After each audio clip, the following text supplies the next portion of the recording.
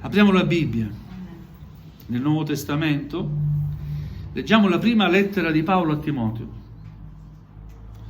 Leggeremo tutto il primo capitolo, capitolo 1. Vedremo alcuni punti, ma ancora ci focalizzeremo su qualcosa in modo particolare. Prima lettera a Timoteo, capitolo 1, vi chiedo di alzarvi in piedi. Il passo sarà proiettato sullo schermo. Amen. Dio benedica la sua parola al nostro cuore. Paolo, apostolo di Cristo Gesù per comandamento di Dio, nostro Salvatore, e di Cristo Gesù nostra speranza, a Timoteo, mio vero figlio in fede. Grazia, misericordia, pace da Dio Padre e da Cristo Gesù nostro Signore. Ti ripeto l'esortazione che ti feci quando andavo in Macedonia, di rimanere a Efeso per ordinare ad alcuni che non insegnino dottrina diversa, né si occupino di favole e di genealogie senza fine, le quali producono discussioni, anziché promuovere la dispensazione di Dio che è fondata sulla fede. Ma il fine di questo incarico è l'amore che procede da un cuore puro, da una buona coscienza e da fede non finta, dalle quali cose alcuni, avendo deviato, si sono rivolti a un vano parlare, volendo essere dottori della legge, in realtà non sanno né quello che dicono né quello che affermano con certezza. Noi sappiamo che la legge è buona se uno la usa legittimamente, riconoscendo che la legge è fatta non per il giusto, ma per gli iniqui e i ribelli, per gli empi e i peccatori, per gli scellerati e gli irreligiosi, per coloro che uccidono padre e madre, per gli omicidi, per i fornicatori, per i sodomiti, per i ladri d'uomini, per i bugiardi, per gli spergiuri e per ogni altra cosa contraria alla sana dottrina, secondo l'Evangelo della gloria del beato Dio che Egli mi ha affidato. Io rendo grazie a colui che mi ha reso forte, a Cristo Gesù nostro Signore, per avermi reputato degno della sua fiducia, chiamandomi al ministero, che prima ero un bestemmiatore, un persecutore e un violento, ma misericordia mi è stata fatta perché lo facevo ignorantemente nella mia incredulità. E la grazia del Signore nostro è sovrabbondata con la fede e con l'amore che è in Cristo Gesù. Certo, questa parola è degna di essere pienamente accettata, che Cristo Gesù è venuto nel mondo per salvare i peccatori, dei quali io sono il primo.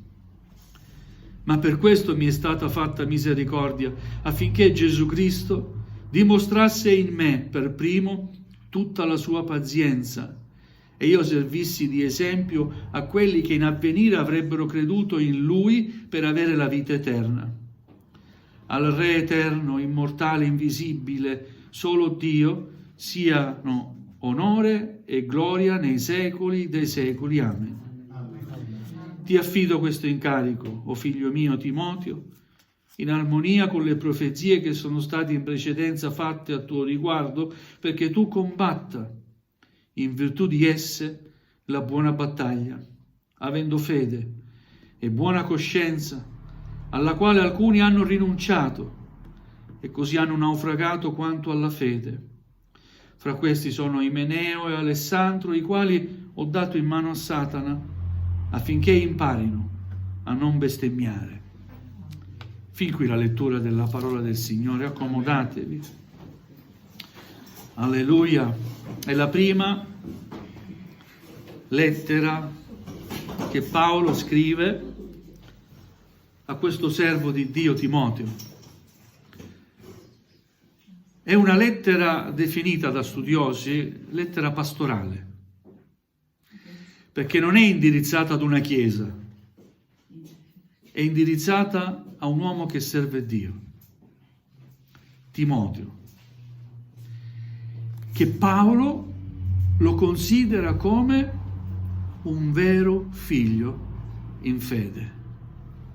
Amen. Amen. E riflettevo quando leggevo questo passo della Bibbia come è bello avere dei figli spirituali. Amen. Paolo aveva scelto di non avere una famiglia, non si era mai sposato, una sua scelta. Non è che bisogna fare così, è una sua scelta. Ha scelto di dedicare la propria vita al servizio a Dio. E ha introdotto nel ministero questo giovane, Timoteo, e gli rivelava ogni sua esperienza, lo faceva crescere per mezzo anche delle sue esperienze. Dio ci dia grazia di generare figli e figlie spirituali. Amen. Questo significa adoperarsi per la diffusione della parola di Dio. Questo significa avere a cuore chi si avvicina a Dio. Amen. Alleluia. Amen. Amen. Alleluia. Su Facebook ho letto un saluto del mio pastore. Un saluto al pastore Adi Marco Antonio Ruppino. Lui pastore, a me. Io gli ho risposto: un abbraccio al mio caro pastore.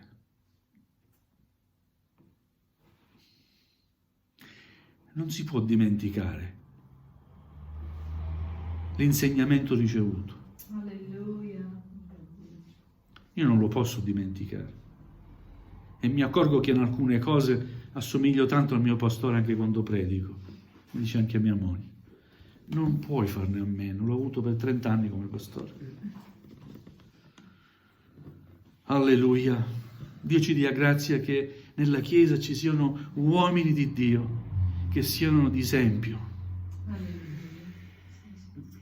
Abbiamo bisogno nella Chiesa di uomini veramente di Dio, consacrati a Dio, Amen. che possano insegnarci Alleluia. non tanto la dottrina che ormai con tutti i testi, ma la vera esperienza del servizio a Dio. Alleluia. Amen. Perché una cosa è la teoria, insegnanti della dottrina, e una cosa è il vivere l'insegnamento.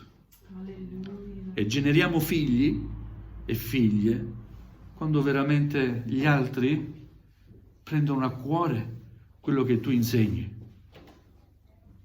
perché vedono in te che c'è una conformità tra quello che insegni e quello che vivi. Amen. Amen. Amen. Alleluia. Alleluia. È bello quando scrive l'Apostolo Paolo a Timoteo: mio vero figlio in fede. E poi gli ricorda l'esortazione che gli fece quando si trovava in viaggio in Macedonia, di rimanere in Efeso, perché lì c'erano false dottrine. E incoraggiava Timoteo a fare in modo che nessuno si occupi di favole, di genealogie, di discussioni sterili, che alla fine non si giunge mai ad una conclusione. Ma bisogna promuovere invece la fede fondata in Dio. Amen. Amen. Amen. Poi noi crediamo che abbiamo lo Spirito Santo. Amen. È Lui che ci parla, in ogni modo e in ogni maniera.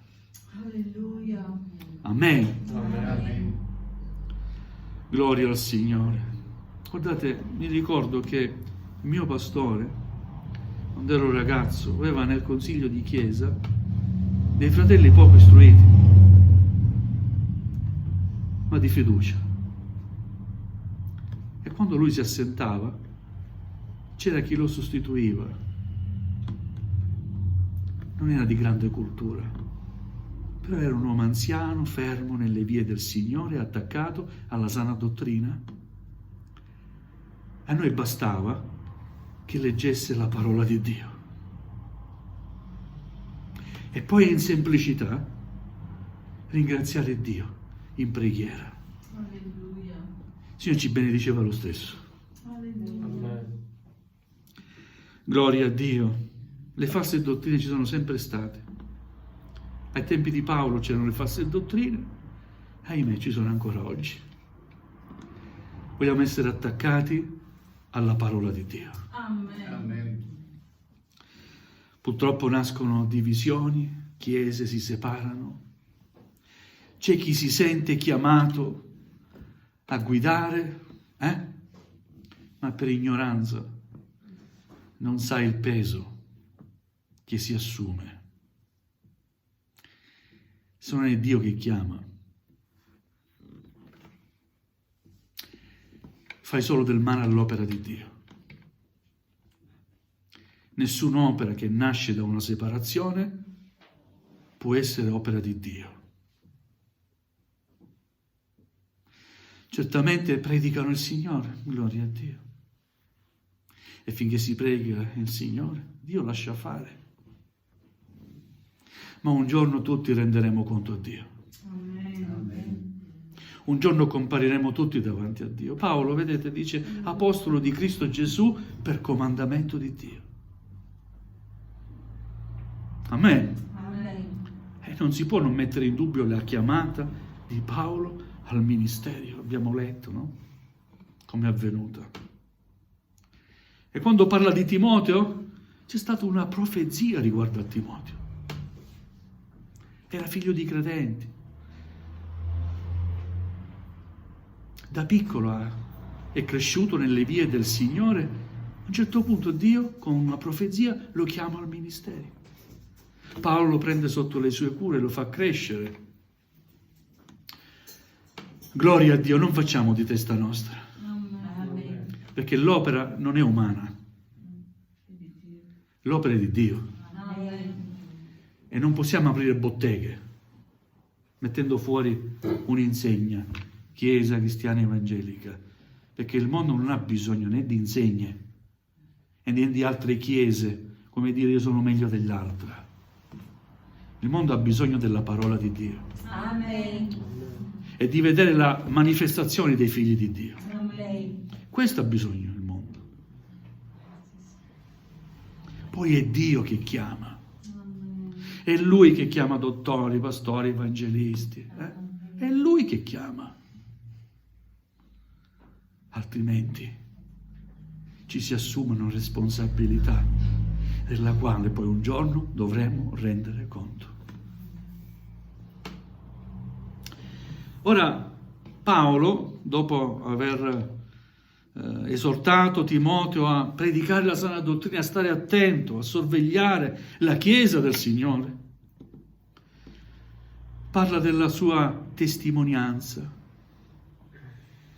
e dice: io rendo grazie a colui che mi ha reso forte, a Cristo Gesù nostro Signore, per avermi reputato degno della sua fiducia, chiamandomi al ministero. Io, che prima ero un bestemmiatore, un persecutore e un violento, eppure era uno che a quei tempi si poteva definire un dottore della legge, un religioso, eppure era un bestemmiatore, un persecutore e un violento. E Paolo si rende conto che quello che ha ricevuto da parte di Dio è qualcosa di immeritato. Mi ha chiamato me. Io non so, io ero il primo dei peccatori. Che bello. E tutti quanti potessimo dire: Io ero il primo dei peccatori. Forse avrei fatto dei peccati che umanamente, parlando con un raziocinio umano, no? Potrei definire, ma in confronto a quello che ha fatto quell'altro, io ho fatto veramente poco. Ma la parola di Dio parla di peccato. E non esiste un peccato piccolo e un peccato grande. Il peccato è peccato. È fallire il bersaglio. È incapacità assoluta di piacere a Dio, perché fallisci. Amen. Amen. Incapacità di osservare la legge. Non la si può osservare. Basta anche un pensiero e pecchi. Amen. E allora, per questo Dio ci ha dato la sua grazia. Amen. Alleluia. Perché la salvezza non la dà la legge. Alleluia. Grazie. La salvezza è un dono di Dio. Amen. Alleluia. Riflettiamo sul privilegio che abbiamo di essere figli di Dio. Non sto parlando solo perché il Signore ti chiama al ministero, no. C'è un privilegio e una gioia nell'appartenere alla Chiesa del Signore. Amen. Amen. Uno può dire: ha chiamato me il Signore a servirlo io. Non c'è peccato che Dio non possa perdonare. Amen. Prima ero un bestemmiatore, un persecutore, un violento, ma misericordia mi è stata fatta. Sapete cos'è la misericordia? È l'amore che Dio usa verso i miseri. Così Lui ci vede davanti a sé. Siamo miseri, poveri di spirito. Beati i poveri di spirito, miseri, perché di loro è il regno dei cieli. Vi ricordate le beatitudini? Il sermone sul monte? Beati i poveri in spirito. Amen. Amen. E l'Apostolo Paolo si riconosce così, povero in spirito. Lui, un dottore della legge, istruiva gli altri riguardo la legge, ma qui si definisce ignorante, lo facevo ignorantemente. Misericordia mi è stata fatta, perché io lo facevo ignorantemente nella mia incredulità. Amen. Apprezzo di più la grandezza veramente della statura spirituale dell'Apostolo Paolo, veramente. Alleluia. E la grazia del Signore nostro è sovrabbondata con fede nella mia vita. Sì, fratelli, perché quando il peccato abbonda, la sua grazia sovrabbonda. Amen. Grazie Gesù. Non importa quanto grande sia il peccato, la sua grazia è più grande. Ricopre quel peccato, lo avvolge nel manto della sua misericordia. Gloria al Signore, alleluia. È sovrabbondata la grazia di Dio con la fede e con l'amore che è in Cristo Gesù. E poi dice: certo è questa parola, è degna di essere pienamente accettata. Cristo Gesù è venuto nel mondo per salvare i peccatori, dei quali io sono il primo. Ecco perché era capace l'Apostolo Paolo di insegnare, perché aveva capito chi era prima di incontrare Cristo e chi è diventato dopo averlo incontrato. E a volte noi, dopo tanti anni di fede, non riconosciamo quello che eravamo prima. E non siamo neanche capaci di sapere chi sono oggi, chi sei oggi. Che bello poter dire: sono un peccatore salvato per la grazia di Dio. Chi sei? Sono un peccatore salvato per la grazia di Dio. Questa è la verità. Non è che non siamo più peccatori. Siamo sempre inclini al peccato, o no? Amen. E pur non volendo peccare, pecchiamo lo stesso. Ma il sangue di Gesù ci lava e ci purifica da ogni peccato.